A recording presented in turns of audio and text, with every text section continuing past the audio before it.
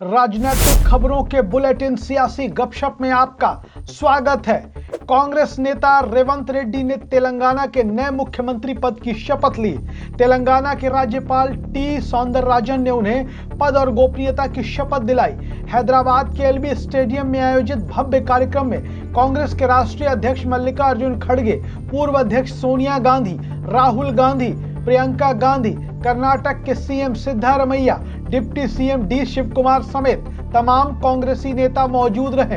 रेवंत रेड्डी के अलावा कांग्रेस नेता भट्टी विक्रमार्क मल्लू ने डिप्टी सीएम पद की शपथ ली।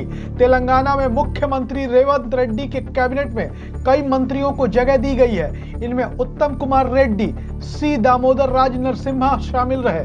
इनके अलावा एन उत्तम कुमार रेड्डी, डी श्रीधर बाबू, पोंगुलेटी श्रीनिवास रेड्डी, पोन्नम प्रभाकर, कोंडा सुरेखा, डी अनुसूया, तुम्बला नागेश्वर राव, जुपल्ली कृष्णा राव ने मंत्री पद की शपथ ली। प्रधानमंत्री नरेंद्र मोदी ने कांग्रेस नेता रेवंत रेड्डी को तेलंगाना के मुख्यमंत्री के रूप में शपथ लेने पर बधाई दी और राज्य की प्रगति को आगे बढ़ाने के लिए हर संभव समर्थन का आश्वासन दिया। राजस्थान में 5 विधायकों को रिजॉर्ट में किसने रखा, सीएम पर सस्पेंस के बीच बीजेपी में अटकलों का बाजार गर्म। राजस्थान में मुख्यमंत्री पद के लिए भाजपा किसे चुनेगी, इस पर सस्पेंस के बीच शहर के बाहरी इलाके में बने एक रिजॉर्ट में 5 भाजपा विधायकों के दौरे ने हलचल पैदा कर दी है।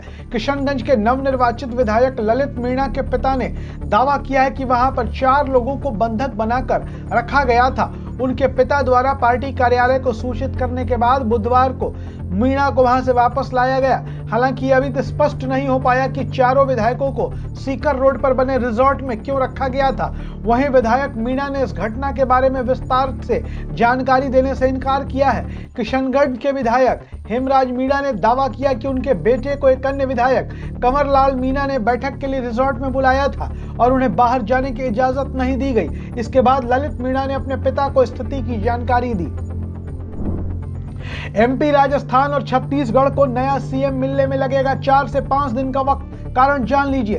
बीजेपी ने मध्य प्रदेश, राजस्थान और छत्तीसगढ़ में अपने नए सीएम के नाम का ऐलान नहीं किया है। बीजेपी संसदीय दल की आज शाम होने वाली बैठक में सीएम के नाम पर मुहर लग सकती है। हालांकि तीनों राज्यों में पर्यवेक्षकों को भेजा जाएगा। पर्यवेक्षक विधायक दल की बैठक करेंगे। 3 राज्यों में नए सीएम के शपथ ग्रहण समारोह में 4 से 5 दिन का वक्त लग सकता है। राज्यों के नेताओं और विधायकों से मिले फीडबैक के बाद बीजेपी आलाकमान को इसकी जानकारी दी जाएगी। आलाकमान की ओर से सीएम पद के लिए किसी एक विधायक के नाम पर मुहर लगाई जाएगी।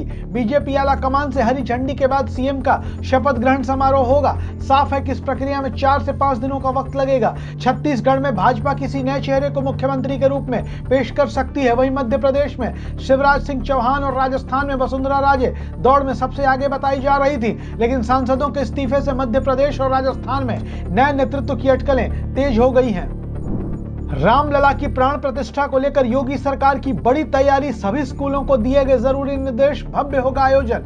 अयोध्या में 22 जनवरी को भव्य श्री राम मंदिर के उद्घाटन और रामलला की मूर्ति के प्राण प्रतिष्ठा की तिथि को इतिहास में अमर बनाने में जुटी योगी आदित्यनाथ सरकार इस अभूतपूर्व आयोजन के जरिए प्रदेश के नौनिहालों में भी श्री राम के आदर्शों को उतारने के लिए कृत संकल्पित है। इस कड़ी में स्कूलों में रामायण से जुड़े प्रसंगों पर चित्रकला, लेखन, वेशभूषा व रामायण गायन आदि प्रतियोगिताएं आयोजित की जाएंगी। अयोध्या में 22 जनवरी को भव्य श्री राम मंदिर के उद्घाटन और रामलला की मूर्ति के प्राण प्रतिष्ठा की तिथि को योगी सरकार ऐतिहासिक रूप से अमर बनाने में जुटी हुई है।